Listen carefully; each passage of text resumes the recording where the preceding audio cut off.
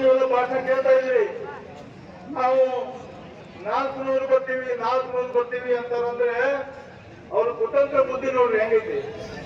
40 ಜನ ಸೈನಿಕರು ಸತ್ಯದ್ರು 10 ಪಟ್ಟು ಗುಣಾಕಾರ ಮಾಡಿ ಹೇಳ್ತಾರೆ 400 ಜನ ಕೊಡ್ತೀವಿ ಅಂತ ಅವರ ಮೇಲೆ ರಾಜಕೀಯ ಮಾಡೋರು. 40 ಕೊಟ್ಟೆ 10 400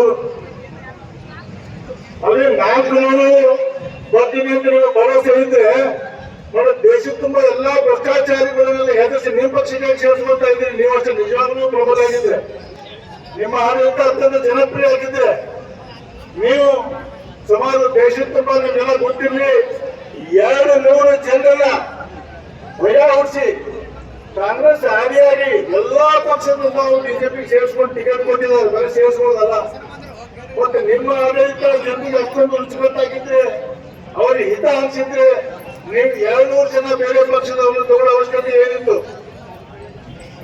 200 ಜನ ತಗೊಂಡಿದ್ದೀರಿ. ಕರ್ನಾಟಕದಲ್ಲಿ ಕೂಡ ಒಬ್ಬ ಚಾಲ್ತಿ ಮಂತ್ರಿಗೆ ಟಿಕೆಟ್ ತಪ್ಪಿಸಿದ್ರಿ, ಒಬ್ಬ ಚಾಲ್ತಿ ಮಂತ್ರಿಗೆ ಉಡುಪಿಯಿಂದ ಬೆಂಗಳೂರು ಕೊಟ್ಟಿದ್ದೀರಿ.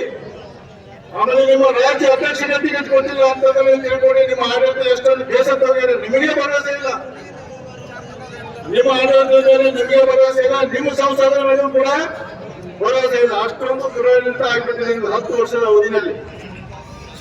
ಹೀಗಾಗಿ ಇವತ್ತು ಮೋದಿಯಲ್ಲಿ ಎಲ್ಲೂ ಇಲ್ಲ. ಮೊನ್ನೆ ಒಬ್ಬರು ಬಿಜೆಪಿಯ ಅತ್ಯಂತ ವರಿಷ್ಠರು ಹೀಗೆ ಆಂತರಿಕ ಸಭೆಯಲ್ಲಿ ಒಂದು ಮಾತು ಹೇಳಿದ ವಿಡಿಯೋ ವೈರಲ್ ಆಗಿದೆ, ಬಹಳಷ್ಟು ಮಂದಿ ನೋಡಿರ್ಬೋದು. ಇಲ್ಲ, ಕಳೆದ 10 ವರ್ಷಗಳಲ್ಲಿ ನಾವು ಒಂದೊಂದು ಜನ ಮಾಡಾಕುವಂತ ವಚನಗಳನ್ನು ಕೊಟ್ಟು ಇನ್ನೂ ಅಧಿಕಾರಕ್ಕೆ ಬಂದಿದ್ದೀವಿ. ಆದ್ರೆ ಈ ಸಲ ಮೋದಿಗಾಗಿ ದೇಶದಲ್ಲಿ ಎಲ್ಲೂ ಕಾಣ್ತಾ ಇಲ್ಲ. ಅದಕ್ಕಾಗಿ ನಾವು ಕಾರ್ಯಕರ್ತ ಬಹಳಷ್ಟು ಶ್ರಮ ಆಗ್ಬೇಕಾಗಿದೆ ಅಂತ ಮಾತನ್ನ ಬಿಜೆಪಿ ವರಿಷ್ಠ ಕಾರ್ಯಕರ್ತ ಸಭೆಯಲ್ಲಿ ಹೇಳಿದ್ದಾರೆ ಅಂತಂದ್ರೆ ನಾವು ಅರ್ಥ ಮಾಡ್ಕೋಬೇಕು. ನಾನಾದ್ರೂ ಹೇಳಿದ್ದಲ್ಲ, ವಿರೋಧ ಪಕ್ಷದವರು ಬಿಜೆಪಿ ಒಬ್ಬ ಉನ್ನತ ನಾಯಕ ಹೇಳಿದ್ದಾರೆ ಈ ಮಾತನ್ನ. ಮೋದಿ ಹವ ಎಲ್ಲಿಯೂ ಕಾಣ್ತಾ ಇಲ್ಲ, ಅದಕ್ಕಾಗಿ ನಾವು ಬಹಳಷ್ಟು ಶ್ರಮ ಮಾಡಬೇಕಾಗಿದೆ ಬಿಜೆಪಿ ಕಾರ್ಯಕರ್ತರು ಅಂತ ಅವರೇ ಒಪ್ಕೊಂಡಿದ್ದು. ನಾವು ಹೇಳಿದ್ದಲ್ಲ, ನಾವು ಟೀಕೆ ಮಾಡಿದ್ದಲ್ಲ ಇದು.